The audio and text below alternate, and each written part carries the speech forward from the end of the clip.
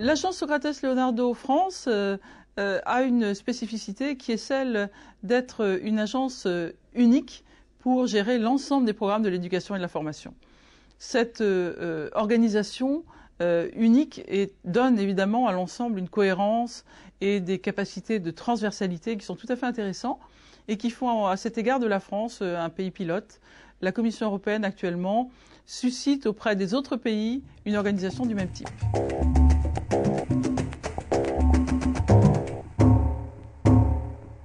Le nouveau programme intégré de formation tout au long de la vie, Lifelong Learning, donc pour la période 2007-2013, a pour objectif non pas de casser l'existant et de produire une révolution culturelle, mais d'agir dans une continuité, avec des objectifs plus ambitieux, en particulier en ce qui concerne la mobilité, donc de développer la mobilité, mais également l'objectif est de rendre effectivement les programmes plus faciles à gérer et plus simples. Envisager l'apprenant dans toutes les étapes de sa vie et effectivement apporter des réponses d'éducation et de formation à toutes ces étapes de cette vie.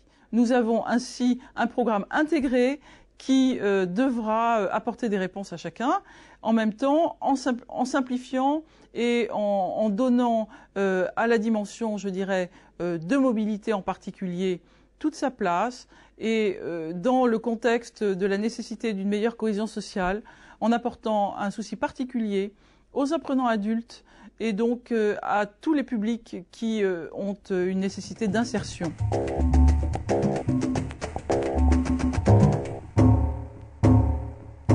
Dans le panel des programmes européens, le plus emblématique, le mieux connu est évidemment le programme Erasmus, qui est donc le programme de l'enseignement supérieur, qui, bien entendu, poursuivra à son rythme qui est tout à fait excellent.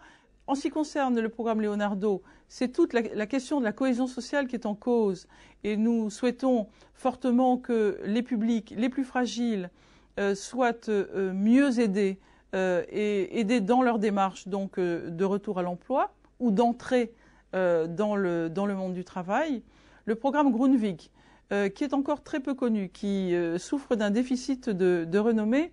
Le programme Grundtvig va être là aussi un lieu d'expérimentation de l'apprentissage de l'adulte.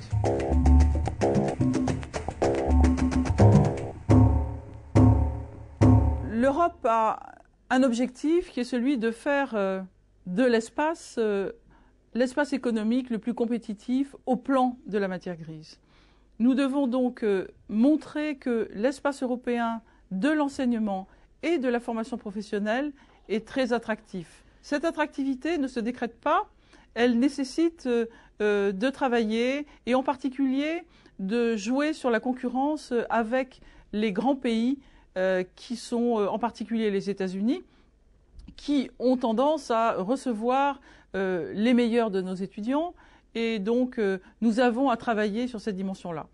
À cet égard, le programme Erasmus Mundus est le premier programme dit d'attractivité. Nous devons, avec ce programme, attirer à l'Europe, les meilleurs enseignants et les meilleurs étudiants des pays tiers, des pays hors Europe, et organiser avec eux des parcours de formation qui seront des parcours avec des jeunes Européens, des jeunes de pays tiers et les enseignants de ces mêmes pays.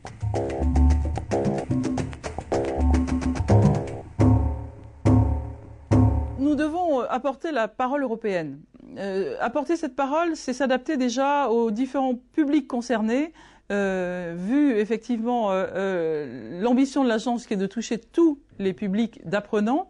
Nous devons nous adapter en ce qui concerne la circulation de l'information au type de public. En ce qui concerne l'enseignement scolaire, c'est relativement facile parce que nous disposons d'une structure institutionnelle forte, avec à sa tête le ministère de l'Éducation nationale.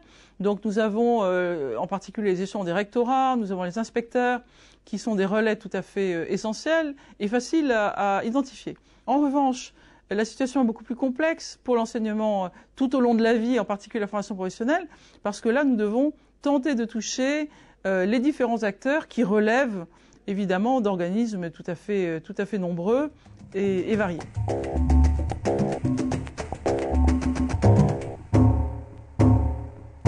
Nous avons la chance, lorsque nous travaillons dans une agence comme la nôtre, d'être au cœur, je dirais, de l'Europe en marche, puisque les programmes de l'éducation et de la formation touchent tout le monde, touchent chacun sans distinction, et nous sommes là dans le travail sur l'humain.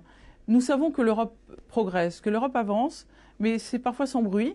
Et lorsque nous favorisons des partenariats scolaires, lorsque nous faisons se rencontrer des apprentis, lorsque nous permettons du travail commun entre formateurs, nous savons que nous allons dans la bonne direction.